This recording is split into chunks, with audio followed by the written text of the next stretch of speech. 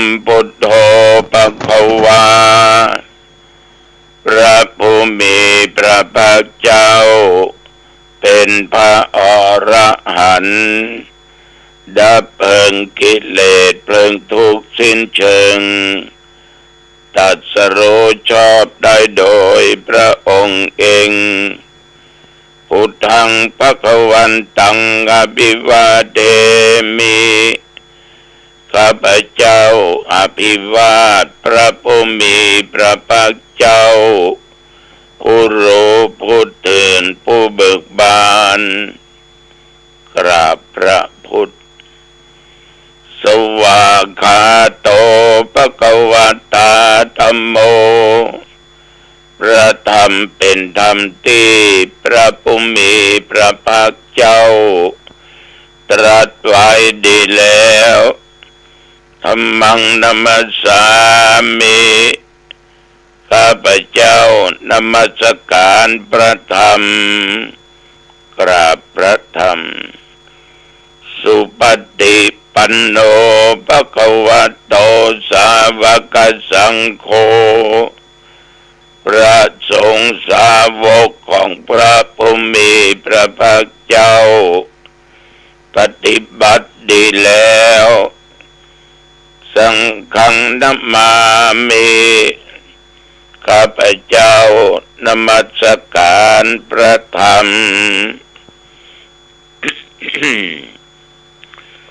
นะโมตัสสะภะคะวะโตขอนอบน้อมแด่พระผู้มีพระภาคเจ้าพระองค์นั้นอะระหะโตซึ่งเป็นผู้ไกลจากกิเลสสัมมาสัมพุทธัสสะตรัสรู้ชอบได้โดยพระองค์เองนะโมตัสสะภะคะวะโตขอนอบน้อมแด่พระผู้มีพระภาคเจ้าพระองค์นั้นอะระหะโตซึ่งเป็นผู้ไกลจากกิเลสสัมมาสัมพุทธัสสะตรัสรู้ชอบได้โดยพระองค์เองนะโมตัสสะภะคะวะโตขอนอบน้อมแด่พระผู้มีพระภาคเจ้าพระองค์นั้นอะระหะโตซึ่งเป็นผู้ไกลจากกิเลสสัมมาสัมพุทธัสสะตรัสรู้ชอบได้โดยพระองค์เอง นะโมตัสสะภะคะวะโตขอนอบน้อมแด่พระผู้มีพระภาคเจ้าพระองค์นั้นอะระหะโตซึ่งเป็นผู้ไกลจากกิเลสสัมมาสัมพุทธัสสะตรัสรู้ชอบได้โดยพระองค์เองพุทธังสรณังคัจฉามิธัมมังสรณังคัจฉามิสังฆังสรณังคัจฉามิตุติยัมปิพุทธังสรณังคัจฉามิตุติยัมปิธัมมังสรณังคัจฉามิตุติยัมปิสังฆังสรณังคัจฉามิตติยัมปิพุทธังสรณังคัจฉามิตติยัมปิธัมมังสรณังคัจฉามิตติยัมปิสังฆังสรณังคัจฉามิ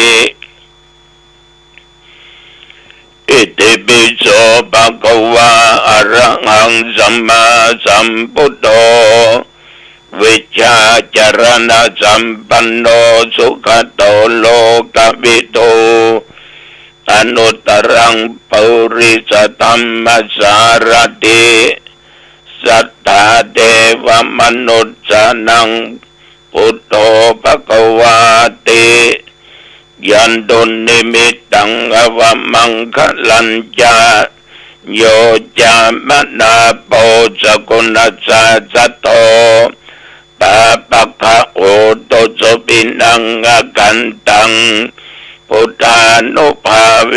นะวินาศเมนตุสวากขาโตภควตาธัมโมสันติติโกอากาลิโกโอปัญญิโกเอกิปัสสิโกโอปัญญิโกปัจจตังเวทิตาโพวิญโยหิติ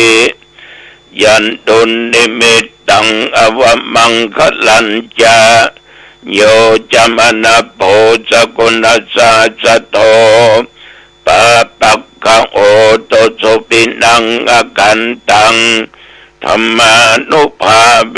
นะวินาศเมนตุสุปฏิปันโนภควโตสาวกสังโฆ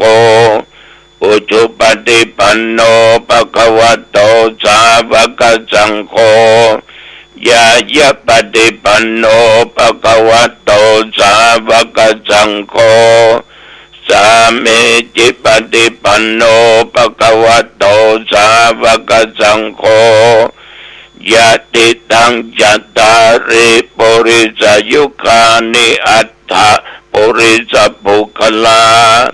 เอสะภควโตสาวกสังโฆอาหุนายโยปาหุนายโยทักขินายโยอัญชลีกรณิโยอนุตรังปุญญเขตังโลกัสสาติยันตุนิมิตตังอวมังคลัญจาโยจามนาโปสกุณัสสะสะโต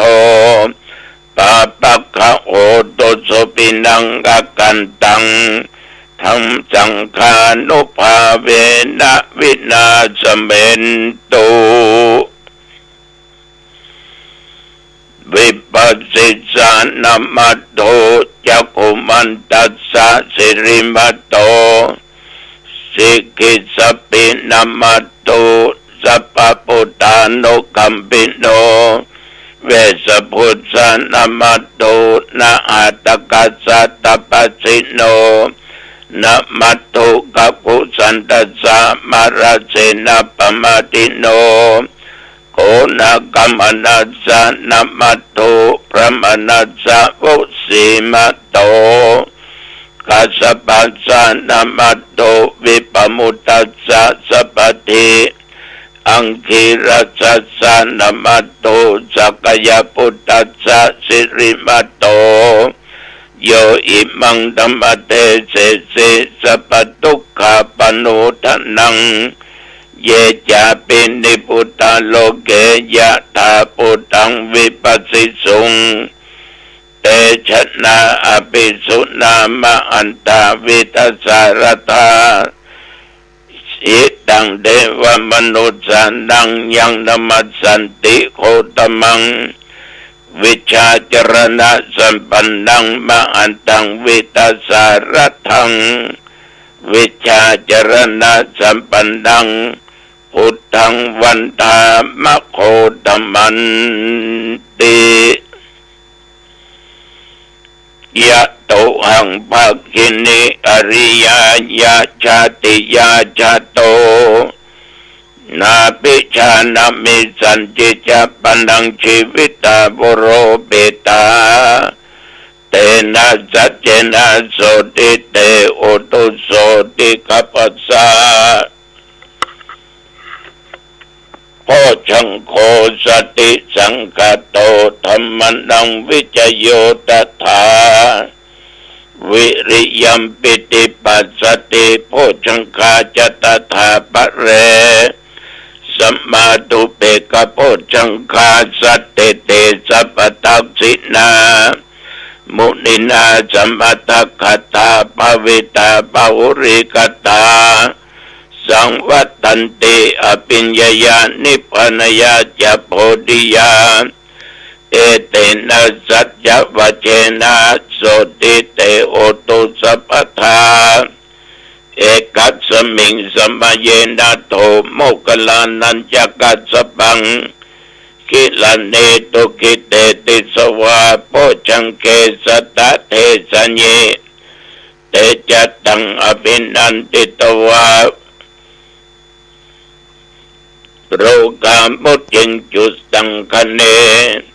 เตเตนะสัจจวเจนะโสติเตโอตุสัพพทาเอกตาตัมราชาปิเกลเยนะปิปิริโตจุนดาเทเรนะตัญเยนะปนะเปตวานะสัทรังสัมโมติตวาจะอปตาตัมมะพุทธาสิทานะโสเอเตนะสัจจวเจนะโสติเตโอตุสัพพทาปะอินาเตจะอปตาตินนัมปิมะเยสินังมัคคะอัตตกิเลสาวะปัตตานุปติตัมมตัง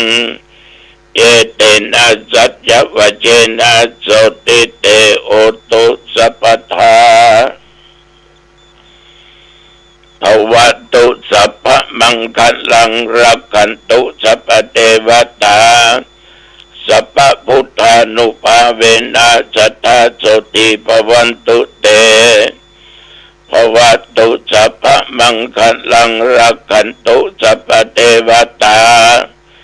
สัพพธรรมานุภาเวนะสัทธาโสติภวันตุเตภวัตุสัพพมังคลังรักขันตุสัพพเทวตาสัพพสังฆานุภาเวนะสัทธาโสติภวันตุเต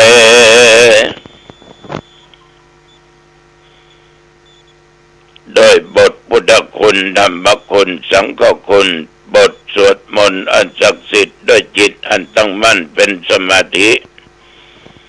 อาตมาภาพขอถวายเป็นพระพรชัยมงคลแด่สมเด็จพระเจ้าลูกเธอเจ้าฟ้าปัจฉลกิติยาภาขอตั้งจิตอธิษฐานขอให้พระองค์จงทรงหายจากอาการพระประชวรทรงมีพระสุขภาพกายใจอันแข็งแรงดุจดั้งเดิมขอพระองค์มีพระชนมายุยิ่งยืนนานได้120 พระพรรษายิ่งขึ้นไปขอถวายพระพรกรมอุตุประกาศมาแล้วเนอะมาแล้วตามไฟชายฝั่งทะเลจะอยู่เชียงใหม่ระพูนจะไปประมาทเนอะความประมาทเป็นความชิบหายนะจะเสียเข้าจะเสียของเสียนั่นเสียนี้เสียชื่อเสียเสียงมันบอกว่าระวังฝนมันจะตกลมมันจะแห้งแผ่นดินมันจะไหวรับทราบไว้ดีกว่าไม่รับรู้กรมอุตุได้ประกาศบอกทักเตือนนับตั้งแต่เมื่อตะวันวามาจนถึงปัจจุบันประเดี๋ยวนี้บริเวณวัดหนองตองและใกล้เคียงเดือดใต้ตกออกเพราะว่าใกล้บ่มีรายงานฝนตกแต่ว่าลมก็ไม่แรงญาติโยมท่านทั้งหลายอุณหภูมิตะวันนี้39 องศาปัจจุบันประเดี๋ยวนี้18 องศาไปอยู่กับที่เนาะเหลือแต่ภูมิอากาศร้อนนักอุณหภูมิก็สูงขึ้นท่านทั้งหลายตั้งแต่กินก็ง่ายแล้วแต่ว่ามาจนถึงปัจจุบันประเดี๋ยวนี้ก็ไม่ได้ไปไหนตั้งใจจะออกไปนอกแต่พอแล้วออกไปได้โยมมาตานกันเข้าห้องนั่งแต่ทำบันทึกเสียงธรรมะเดี๋ยวโยมนั้นโยมนี้มานิมนต์งานประเพณีต่างๆศรัทธาสาธุชนญาติโยมก็จ นค่ำก็ออกกำลังกายแล้วอาบน้ำอาบท่าจะก็พักผ่อนมาตราบเท่าเวลาประเดี๋ยวนี้ก็ดีใจเนาะมันรอดมา24 ชั่วโมง เดินมีอย่างเกิดขึ้นหน้าบุญของพวกเราละรอดมาจนถึงปุ่นนี้นับว่าได้บุญญาติโยมท่านผู้ฟังทั้งหลายทุกท่านทุกคน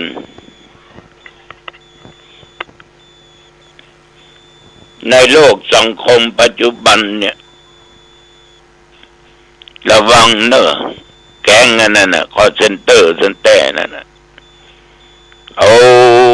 ขนาดมาภาพมันยังโทรมาตลอดแต่ว่านึกแต่เสียงประจายพระโกวาทรวิสุทธิคนใช่ไหมครับท่านได้ถูกเขาใช้ชื่อท่านตระกูลของท่านตลอดเบอร์โทรท่านไปแจ้งเจ้าหน้าที่ตำรวจเสียครับไม่ใช่ว่าเอาเรื่องเอาราวนะครับหรอกเอาลายมันหรอกเตือกกับเสียงไม่ยิงก็เตือกกับปอดใจเนาะมีใครโทรมาหลวงพ่อบ้างครับนี่หรอเราก็เลยปิดเนี่ยบัดเดี๋ยวนี้มันถึงหูจักหมดละชื่อคนนั้นชื่อคนนี้ทะเบียนบ้านเบอร์โทรเขาเสาะเอาง่ายปืนไม่ยิงปืนปดใจอ้างธนาคารนั้นอ้างธนาคารนี้สปะสเปดอันนี้นึกว่าตัวเจ้าหนองตองได้มีเงินนักกะ เอาที่ไหนมาเนี่ยหมู่นี้จะมีเยอะตลอดโทรมารบกวนก็ไม่ออกก็เจอกันนักจะไปหลงเด้อไปหลงกับหมู่นี้ฉะนั้นญาติโยมในยุคปัจจุบันเนี่ยอันตรายมันนักมันมีหลายรูปแบบเพราะคนเฮานี่จะหากินตั้งง่ายจะนำความเดือดร้อนเกิดขึ้นกับพี่น้องชาวบ้านแม้แต่พระสงฆ์องค์เจ้านี่ก็ขอฝากไว้กับท่านทั้งหลายนำไปคิดพิจารณาเนอะเมื่อหลายวันผ่านมานี้พระอาจารย์คนหนึ่งเป็นโยมไม่ยิงก็มานั่งนั่งจ๋าถึงเรื่องการฆ่าสัตว์ตัดชีวิตโทษการฆ่าสัตว์บอกว่าประการสำคัญฆ่าสัตว์เดรัจฉานว่ามันมีบาปมีกรรมนักหนาปะป้านกาโทษมันเป็นอย่างไรพ้องมันก็มีโทษนักไปตามวัตถุของมันถ้าฆ่าสัตว์ที่มีเจ้าของเป็นห่วงแหนนอกจากฆ่าก็ยังเป็นการประทุษร้ายทรัพย์สมบัติของคนอื่นสัตว์บางชนิดมีพระคุณต่อเจ้าของมันเป็นพาหนะพ้องอย่างหมาอย่างแมวนี่ก็เป็นที่สัตว์ที่คนหักฉะนั้นเพิ่นจึงออกกฎหมายคุ้มกันไว้จะเป็นตุเป็นพระเป็นคฤหัสถ์ชาวบ้านลงไปทำร้ายสัตว์กันเกิดมีคนถ่ายคลิปไว้นำไปฟ้องไปร้องนี่เป็นเรื่องเป็นราวนั่นน่ะฉะนั้นท่านทั้งหลายก็มีโทษไปตามเจตนาสัตว์นั้นบอกว่าจะเป็นสัตว์ใหญ่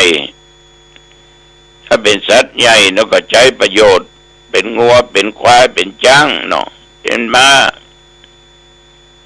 เพราะว่ามันจะเป็นประโยชน์ต่อมนุษย์ เอาไปฆ่ามันก็เป็นเหตุที่อย่างหนึ่งไปตัดประโยชน์ต่อหมู่เฮา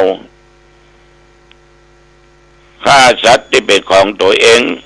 หมาก็หมาเฮาเมียวก็เมียวเฮาอย่างของเฮา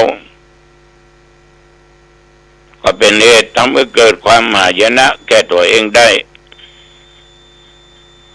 แต่ฆ่าสัตว์อันหาเจ้าของมาได้สัตว์ที่บ่มีโทษแต่การฆ่าสัตว์นั้นมองถึงเจตนาฆ่าคนก็มองถึงเจตนาถ้าเจตนาใจต้องตึกต้องมาก่อนโทษหนักฉะนั้นสาธุชนญาติโยมอย่าฆ่าสัตว์โดยบ่มีสาเหตุอันควรฆ่าด้วยกำลังกิเลสอันแก่กล้าด้วยโมหะโทสะตกอยู่ใต้อำนาจแห่งความโกรธก็จึงทำไปอย่างบางคนเนี่ยมันโกรธขึ้นมามันจังมาปะที่ไหนมันถึงจะไล่บุบกำมาอันฆ่าให้ตายแต่สัตว์หน้าขนนี่นะต้องระมัดระวังหมายมเลี้ยงมาอย่างดีป้อนข้าวป้อนน้ำอาบน้ำอาบผ้าบ่สบายก็ไปหาหมอไปคลินิกรักษาหมอเผลออารมณ์มันบดีไม่ครบได้กัดได้อยู่เนอะเจ็บกับมันตายกับมันจะนักฉะนั้นสัตว์อันใดก็ตามถึงไว้ใจบ่ได้ควานช้างก็ตายเพราะช้างหมาคนก็ตายกับมันนักก็ต้องระมัดระวังไว้เพราะบางครั้งมันก็เกิดอารมณ์ผันแปรเปลี่ยนแปลงจึงแสดงความดุร้ายออกมาฉะนั้นการฆ่ามองหนึ่งเจตนาถ้าเจตนาตั้งใจนั่นก็ผิดเลิกผิดดึกมีโทษนักฆ่าคนโดยมีสาเหตุเช่นว่าคนนั้นบ่มีโทษถึงขั้นที่ต้องเอาไปประหารชีวิตตามตัวบทกฎหมายหรือบ่ได้ทำร้ายตัวเองการฆ่ามนุษย์ที่ฆ่าเพราะกำลังกิเลสฆ่าความโลภความโกรธความหลงมันฆ่าอย่างบางคนรับจ้างฆ่าคนอื่นก็ได้มาถึงรับจ้างก็เพราะมันมีความโลภโยมมันมีความโลภ50,000 100,000 200,000เนี่ยเขาได้สตางค์ละทั้งที่คนที่เขาไปฆ่าบ่มีเรื่องราวเนี่ยกำลังสักอย่างเพราะเหตุใดญาติโยมเพราะว่าความโลภมันจำใจไปฆ่าบางคนนั้นก็ฆ่าไปด้วยการอาฆาตพยาบาทอย่างแรงกล้ายังเป็นข่าวตะวานะป้าอุ้ยคนนั้นนะฆ่าหลานมันโคตรหลานมันนะเก็บไว้ในจิตในใจจนระเบิดตุ้มก็จะยิงอย่างฆ่าหลานตัวเก่าตายบางคนนั้นก็มุ่งผ่านล้างทรัพย์สมบัติสิบหายก็เลยโกรธมีโทสะขึ้นอย่างรุนแรงก็เลยฆ่าฉะนั้นญาติโยมการกระทำการฆ่าคนโดยลำบากเช่นทุบตีบุบ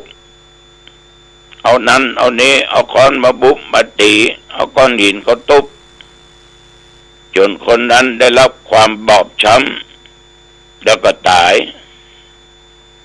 อย่าว่านึกว่ากูเตะมึงเตะกูต่อยมึงต่อยนอนงอกองง่อง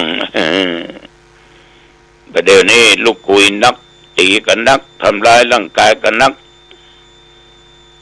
อย่างนี้ก็มีโทษนักอยู่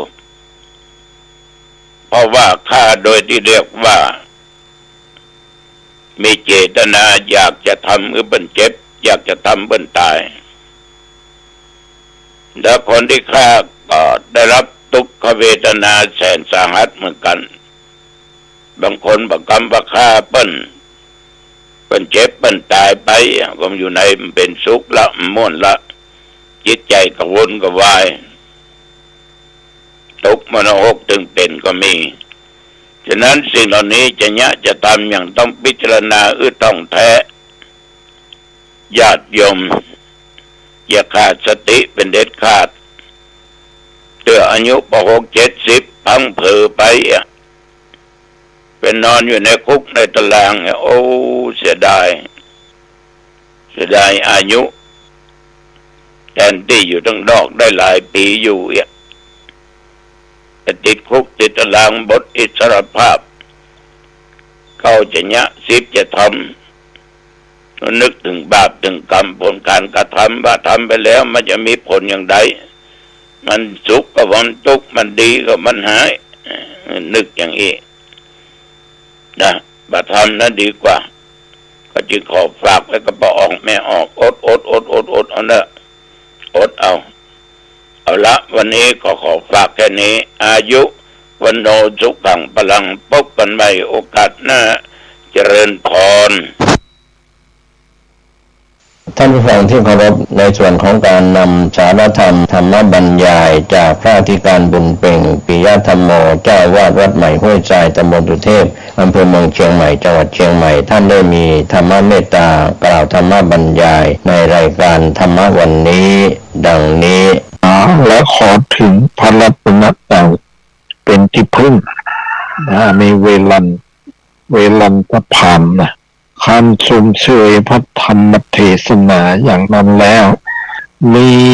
จิตเลื่อมใสในพระรัตนตรัยพระธรรมเทศนานี้เมื่อจะทำการเลื่อมใสจึงได้กราบทูลว่าเอสาหังดังนี้เป็นต้นบรรดาคำเหล่านั้นคำว่าเอสาหังตัดคำนาเป็นเอโสอะหังแปลว่าข้าพระเจ้านี้ข้อว่าข้าพระพุทธเจ้าขอถึงท่านพระโมกข์ขอถึงท่านพระโคดมผู้เจริญว่าเป็นสารณะพระขวันตังโคตมังสารนังคัจฉามิความว่าข้าพระพุทธเจ้าขอถึงพระโคดมผู้เจริญว่าเป็นที่พึ่งคือข้าพระพุทธเจ้าขอถึงขอคบขอเสวนาได้แก่ขอให้ขอเข้าไปนั่งใกล้พระโคดมผู้เจริญด้วยความประสงค์นี้ว่าพระโคดมผู้เจริญทรงเป็นผู้ที่ถึง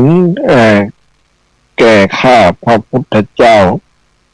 คือทรงเป็นไปในเบื้องหน้าทรงเป็นผู้ป้องกันความทุกข์และทรงทำประโยชน์เกื้อกูลแก่ข้าพระพุทธเจ้าข้าพระพุทธเจ้าย่อมทราบคือย่อมรู้สึกดังกับทูลมานี่แล้วนั่นแหละจงจะจริงอยู่คติความถึงเป็นความหมายแห่งธาตุใดเป็นความหมายแห่งธาตุเหล่าใดแม้พุทธิความรู้คือเป็นความหมายแห่งธาตุเหล่านั้นเพ ราะฉะนั้นคำว่าพัดฉามินี้ท่านก็กล่าวความหมายแม่นี้ไว้อย่างนี้ว่าชานามิพุทธชานาพุทธชามิย่อมทราบคือย่อมรู้สึกอธิบายความว่าพระธรรมและพระสงฆ์ในคำนาว่าพระธรรมและพระสงฆ์ธรรมมันจะภิกขุสังคัญจะนี้มีวินิจฉัยดังนี้สภาพที่ชื่อว่าธรรมเพราะอัดว่าทรงไว้ซึ่งบุคคลผู้ได้บรรลุมรรคผู้ทำให้แจ้งนิโรธแล้วและผู้ปฏิบัติอยู่ตามคำพร่ำสอนมิได้ตกไปในอบายธรรมนั้น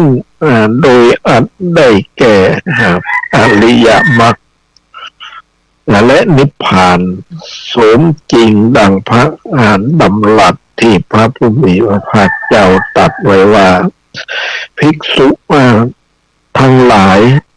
ธรรมทั้งหลายที่เป็นปัจจัยปรุงแต่งได้มีประมาณเท่ามีประมาณเพียงไรอธิบายอริยมรรคมีองค์8เรากล่าวว่าประเสริฐกว่าธรรมเหล่านั้น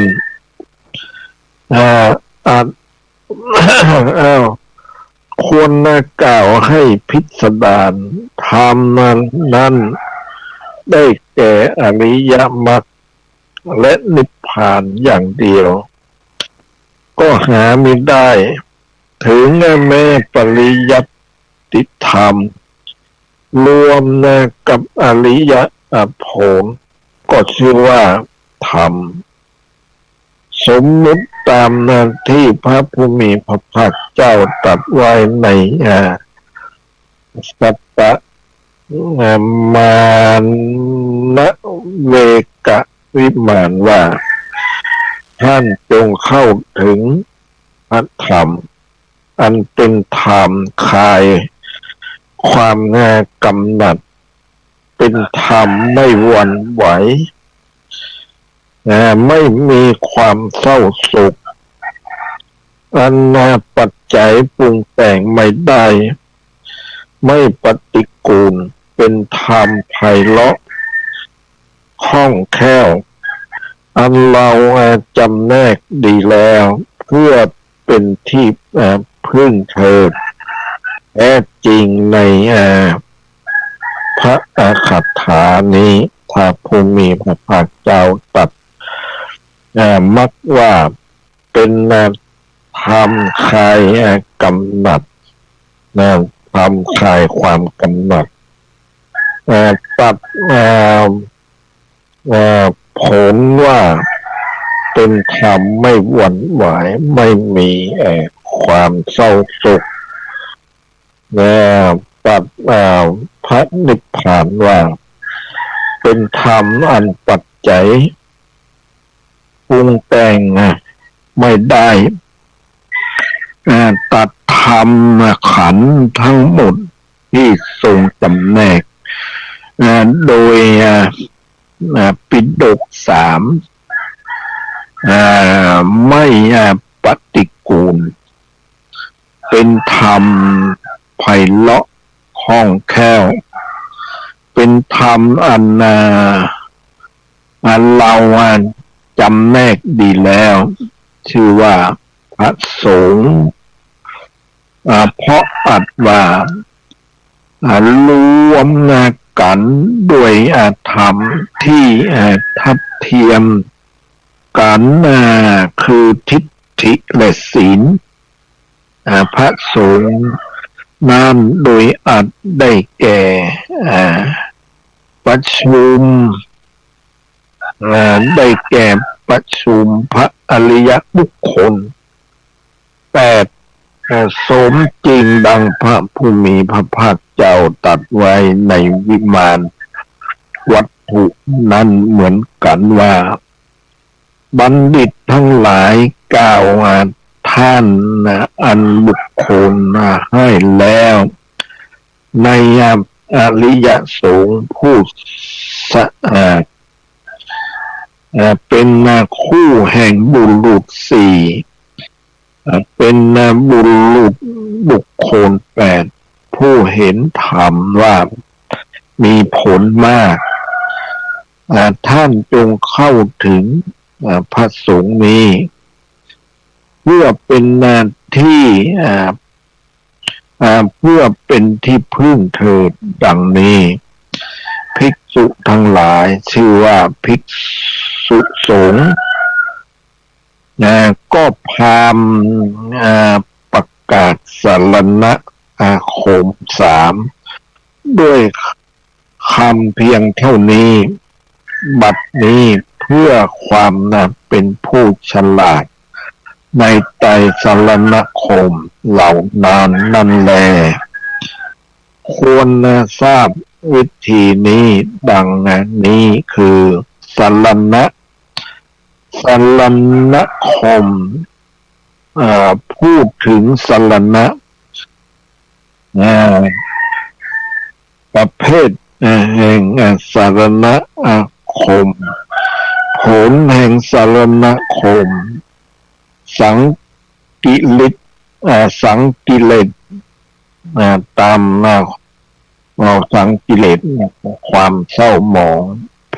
ทะความแตกแห่งสรณคมก็วิธีนั้นเมื่อข้าพระเจ้าจะกล่าวไว้ในอธิการนี้ก็ย่อมทำนิทานแห่งพระวินัยให้เป็นภาระหนักเกินไปเพราะฉะนั้นข้าพระเจ้าจึงไม่กล่าวนักศึกษาทั้งหลายผู้มีความต้องการถือเอาวิธีนั้นจากวันนาแห่งพยะเพลวะสูตรในอัตถกถาแห่งมัชฌิมนิกายชื่อปะปัญจะสุทนีจากวันนาสารณะจากวันนาสารณะในอัตถกถาคุตกนิกายชื่อปรมัตถสูติกาคือในอัตถกถาทีฆนิกายชื่อสุมังคลาทินีอันนี้แลอันนี้นะเรื่องเกี่ยวกับการเข้าถึงพระรัตนตรัยเนี่ยว่าด้วยการให้ทราบว่าเป็นอุบาสกก็ว่าขอท่านพระอาโคโดมจงทรงจำข้าพระพุทธเจ้าว่าเป็นอุบาสกวงเล็บอุปาสกังมังภวังโคตมังทาเลตุอธิบายว่าท่านพระโคโดมผู้เจริญจงทรงจำข้าพระเจ้าไว้อย่างนี้ว่าข้าพระพุทธเจ้านี้เป็นอุบาสกดังนี้เถิดก็ในอธิการนี้เพื่อความเป็นผู้ฉลาดในวิธีแสดงตนเป็นอุบาสกควรทราบ ปกิณกะนี้ดังนี้ว่าใครท่านเรียกว่าอุบาสกเพราะเหตุไรจึงเรียกว่าอุบาสกอุบาสกนั้นมีศีลอย่างไรมีอาชีพอย่างไรมีอะไรเป็นวิบัติมีอะไรเป็นสมบัติข้าพเจ้าไม่ได้จำนานแนกปกิณกะนั้นไว้ในอธิการว่าด้วยนิทานนี้เพราะจะทำให้เป็นภาระหนักเกินไปแต่นักศึกษาทั้งหลายผู้มีความต้องการพึงทราบโดยในที่ข้าพเจ้ากล่าวไว้แล้วในอัตถกถามัชฌิมนิกายชื่อว่าปัญจสุทีสุทนีนั่นแหละอันนี้นะเรื่องเกี่ยวกับความเป็นอุบาสกอุบาสิกาเนี่ยความเป็นอุบาสกอุบาสิกานะข้อห้ามของอุบาสกนะตามในนั้นพระก็บอกว่าอุบาสกเนี่ยเป็นผู้เข้าใกล้พระรัตนตรัยข้อห้ามของอุบาสกนะโดยมากก็จะต้องเข้าวัดวาอารามเข้าหาพระสงฆ์องค์เจ้าแล้วก็ได้ฟังธรรมเนี่ยนี่แล้วธรรมที่ข้อห้ามของอุบาสกนะเป็นว่าห้ามค้าขายด้วยวัตถุค้าขายเป็นวัตถุค้าขายสัตว์ค้าขายของที่มีชีวิตนะค้าขายเครื่องประหารกับมันมาเป็นของห้ามค้าขายติดเครื่องดีจะต้องเอาไปทำประหารทำให้ผู้อื่นได้เสียหายค้าขายเนี่ยอันนี้เป็นค้าขายอย่างค้าขายน้ำเมาเนี่ยก็ไม่ได้นะค้าขายน้ำเมาค้าขายยาพิษค้าขายทำให้เอาค้าขายมนุษย์อันนี้ครับแต่จัดเข้าในเนี่ยข้อห้ามของอุบาสกอุบาสกเนี่ยเป็นผู้เข้าใกล้ถึงเข้าใกล้พระรัตนตรัยผู้ถือไตรสรณคมเป็นที่พึ่งอันนี้เราจะศึกษาได้จากเนี่ยอย่างว่าเนี่ยอย่างพระเจ้าพิมพิสารนะเป็นจำนวนมีบริวารเป็นจำนวนมากผู้ที่ได้ถึงได้เขาเรียกว่าได้ดวงตาเห็นธรรมก็มีเป็นจำนวนไม่ใช่น้อยแต่ผู้ที่เข้าใกล้เรียกว่าเป็นผู้ที่ตั้งอยู่ในสารณคมเนี่ยนะสารณคมก็ถือเอาพระพุทธพระธรรมพระสงฆ์แต่ว่ายังบ่เข้าถึงเนี่ยยังบ่ได้ดวงตาเห็นธรรมเนี่ยวัดดวงตาเห็นธรรมแล้วก็เป็นผู้ที่ประเสริฐแล้วเป็นผู้ที่บับไปในอบายภูมิแล้วตัดทางที่จะไปอบายภูมินรกเปรตอสุรกายสัตว์ดิลฉานนี่ตัดไปแล้วตะวานี่ก็ได้ไปร่วมในการสืบชะตาบันนายอัดนางนุชนาถที่แปลง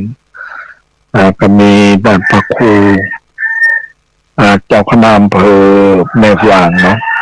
นี่ก็ได้เป็นประธานแล้วก็มีพระครูโคสิทธิ์ อ่าแบบพักครูไอ้วัด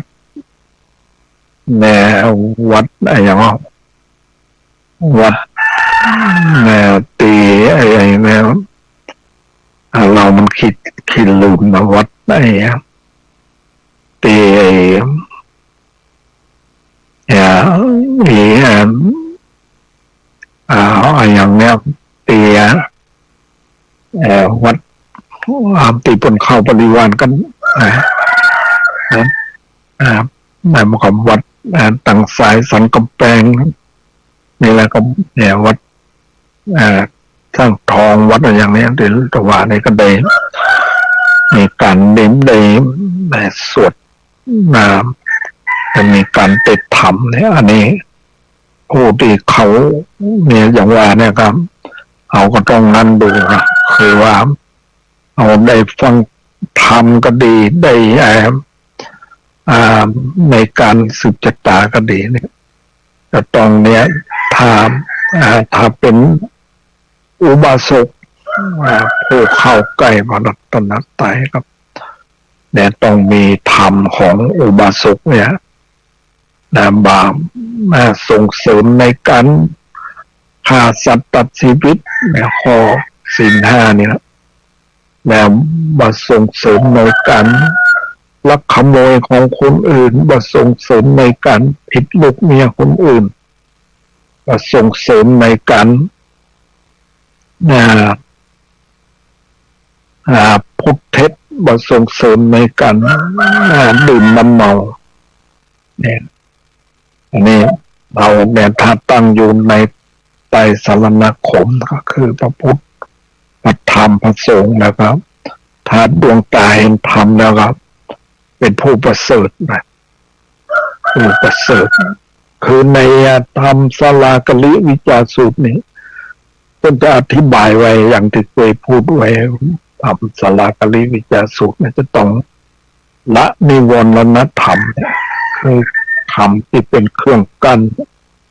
บางให้บรรลุความดีเรียกว่านิวรณธรรมคือบาง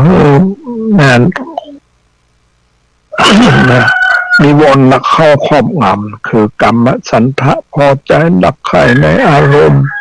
มีรูปเป็นต้นเรียกกรรมฉัน 2ปองร้ายผู้อื่นเรียกพยาบาท 3ความที่จิตหดหู่และเคิบเคิมเรียกทินมิทะ 4ฟุ้งซ่านและรำคาญเรียกอุทธัจจะอุจจะ 5ลังเลบัตกลงได้เรียกว่าวิจิกิจฉาเนี่ยอันนี้นิวรณ์รัตนธรรมนี้เราจะต้องมีการข่มมีการข่มเกี่ยวว่าข่มและมีการออกจากมีการสัมมะเจตประหารหมายความว่าหันทางแล้วก็เดินออกเดินออกคือเนี่ยเข้าสู่มรรคมีองค์ 8นี่แหละสัมมาทิฏฐิเห็นชอบสัมมาสังกัปปะดำริชอบสัมมาวาจาก็ชอบสัมมากัมมันตะการงานก็ชอบสัมมาอาชีวะการเลี้ยงชีวิตก็ชอบสัมมาวายามะความภาคเพียรก็ชอบสัมมาสติความระลึกชอบสัมมาสมาธิความตั้งใจมั่นชอบอันนี้นะถ้าเอาตัวเท้าได้องค์ 8แล้วได้เนี่ยทาง8เส้นนี้ก็จะไปแต่ความพ้นทุกข์ความดับทุกข์แต่ว่าอันนี้มันก็ยังว่านะสิ่งต่างๆมันในโลกนี่มันนั่นอยู่นะมันนั้นมากมาย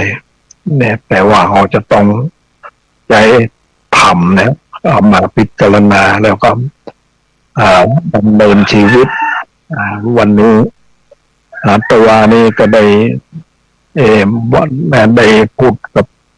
ตัวนี้ก็พูดถึงเรื่องดอย ครับสามยอดนะที่เอาไปเนี่ยทางบันโฮงเนี่ย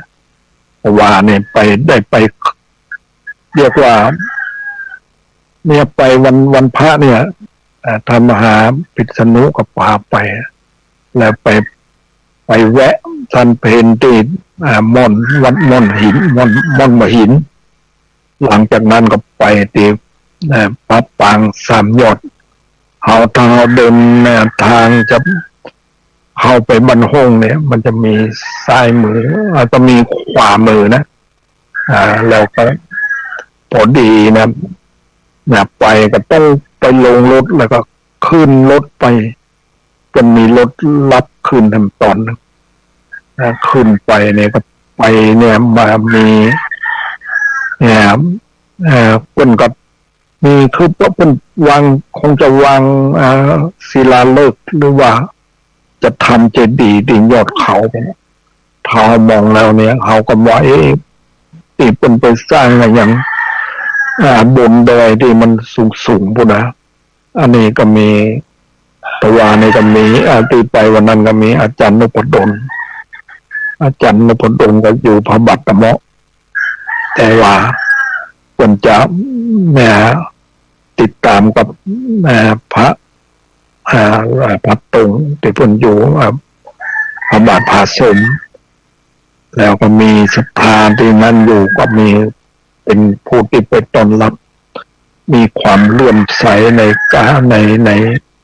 พระสงฆ์องค์เจ้าเนี่ยแล้วก็ศรัทธาเขาก็มีความนั้น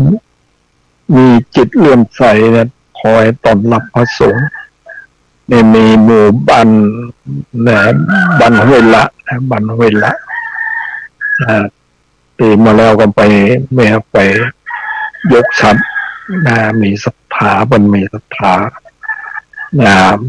เข้มแข็งอยู่ผลแล้วก็มีศรัทธามาจากทางโดยเปล่าเนี่ยคือศรัทธาของอาจารย์นพดลก็มาร่วมก็มีคงจะมีหลายที่นะศรัทธาที่เป็นนั่นนะติดคุณไปร่วมในงานตีครับมันเป็นนั่นนะเป็นเจดีย์เราจะมองดูหันแล้วว่ามันสูงมากนะถ้าเราขี่รถไปทางเนี้ยสายบันโฮงจะไปทางนี้ไปทางอย่างนี้นะรู้สึกว่าเนี่ยคนก็ว่าทำไมถึงเป็นขึ้นไปสร้างกันได้แต่ว่าพอเราก็อยากจะไปดูไปหันพอดีก็ได้ไปวันพระนั่นนะก็ได้ไปดูไปหันแล้วไปขึ้นไปนั่นแล้วก็มาได้ไปร่วมที่เป็นนั้นนะเป็นวางศิลาฤกษ์ก็วางอย่างนี้เป็นจะสร้างแต่เราก็บอกได้ขึ้นไปเพราะว่ากำลังของเรามันแบบเพียงแบบพอมันมาเจอเหมือนคนหนุ่มอะพอดีก็ขึ้นไปก็มีพระช่วยพยุงขึ้นมาเพราะว่ามันได้เดินขึ้นไปทั้งหมดแล้วเวลาลงมาก็มีพระที่มันอยู่นั่นแหละต้นก็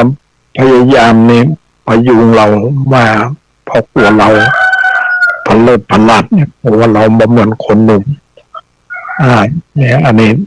ติดไปวันนั้นที่ผ่านมาแต่มาหันศรัทธาแล้วก็เพิ่นมีความเลื่อมใสในเนี่ยพระรัตนตรัยเนี่ยในพระพุทธพระธรรมพระสงฆ์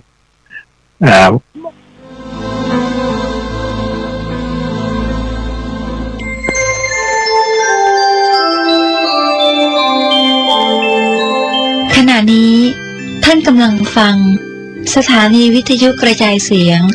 FM 104.5 เมกะเฮิรตซ์ แจ้งเห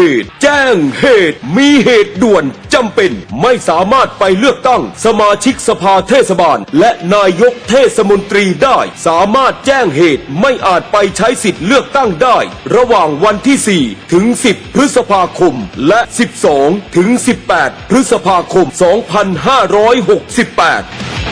ผู้มีสิทธิ์เลือกตั้งสามารถแจ้งเหตุไม่ไปใช้สิทธิ์เลือกตั้งได้ดังนี้ 1. แจ้งเหตุไม่อาจไปใช้สิทธิ์เลือกตั้งด้วยตนเองโดยยื่นแบบสถทับผถ1/8ต่อนายทะเบียนอำเภอหรือนายทะเบียนท้องถิ่นที่ตนมีชื่ออยู่ 2. หากไม่สามารถยื่นได้ด้วยตนเองผู้มีสิทธิ์เลือกตั้งสามารถมอบหมายให้ผู้อื่นยื่นแทนได้หรือจัดส่งเอกสารทางไปรษณีย์ลงทะเบียนไปยังนายทะเบียน 3. แจ้งเหตุไม่อาจไปใช้สิทธิ์เลือกตั้งผ่านระบบออนไลน์ผู้มีสิทธิ์เลือกตั้งสามารถแจ้งเหตุไม่ไปใช้สิทธิ์เลือกตั้งผ่านเว็บไซต์ของสำนักบริหารการทะเบียนกระทรวงมหาดไทยหรือผ่านแอปพลิเคชันสมาร์ทโหวตได้เลยเป็นวิธีที่สะดวกรวดเร็วและประหยัดเวลาจริงๆนะจะบอกให้สร้างสรรค์ประเทศไทยพร้อมใจไปเลือกตั้ง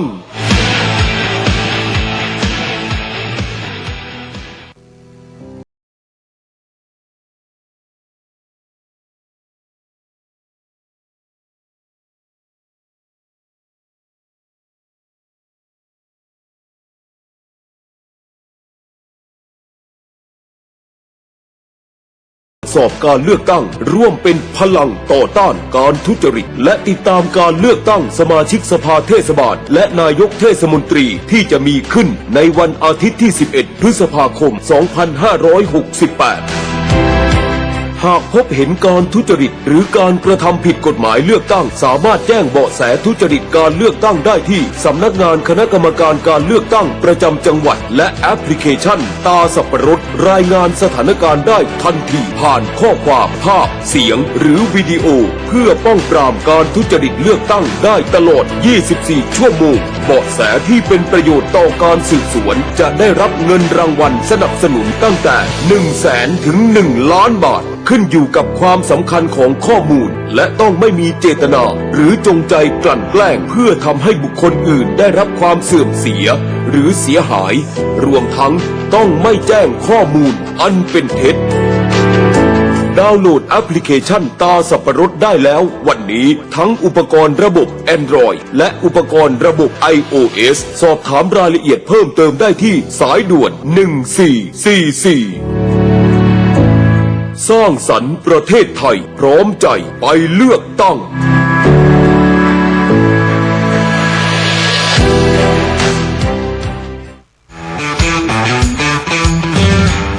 พี่น้องประชาชนครับการเลือกตั้งสมาชิกสภาเทศบาลและนายกเทศมนตรีที่กำลังจะมาถึงในวันอาทิตย์ที่ 11 พฤษภาคม 2568 นี้บัตรเลือกตั้งทุกใบมีความหมายบัตรดีคือเสียงของคุณที่จะสร้างการเปลี่ยนแปลงให้ท้องถิ่นอย่าทำให้คะแนนเสียงของคุณสูญเปล่า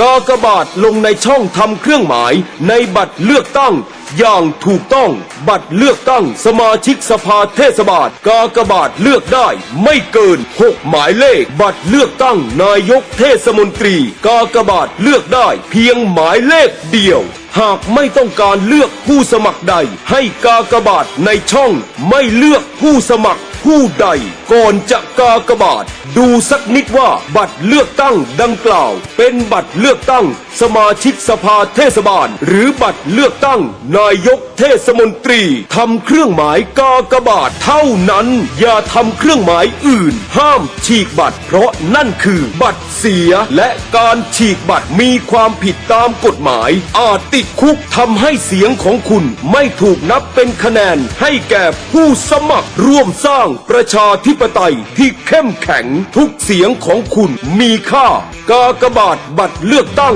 อย่างถูกต้องกากบาทบัตรดีเสียงนี้มีค่าพัฒนาท้องถิ่นไทยสร้างสรรค์ประเทศไทยพร้อมใจไปเลือกตั้ง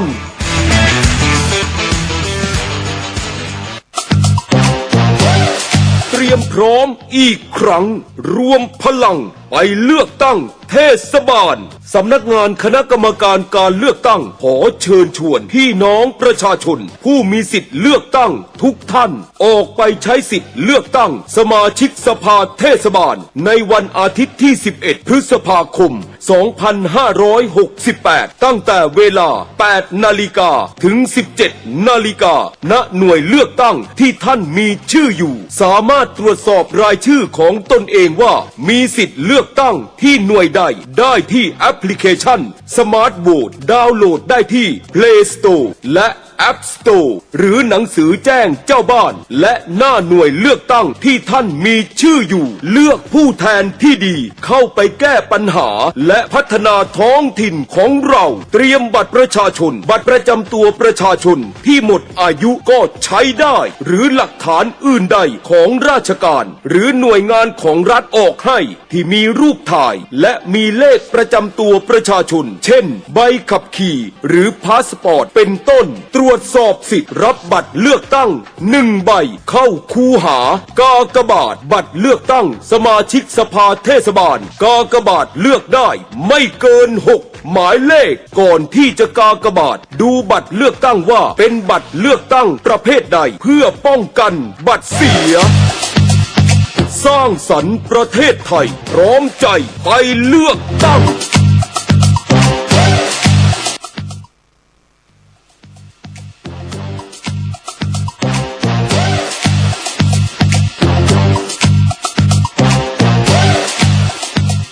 เตรียมพร้อมอีกครั้งรวมพลังไปเลือกตั้งเทศบาลสำนักงานคณะกรรมการการเลือกตั้งขอเชิญชวนพี่น้องประชาชน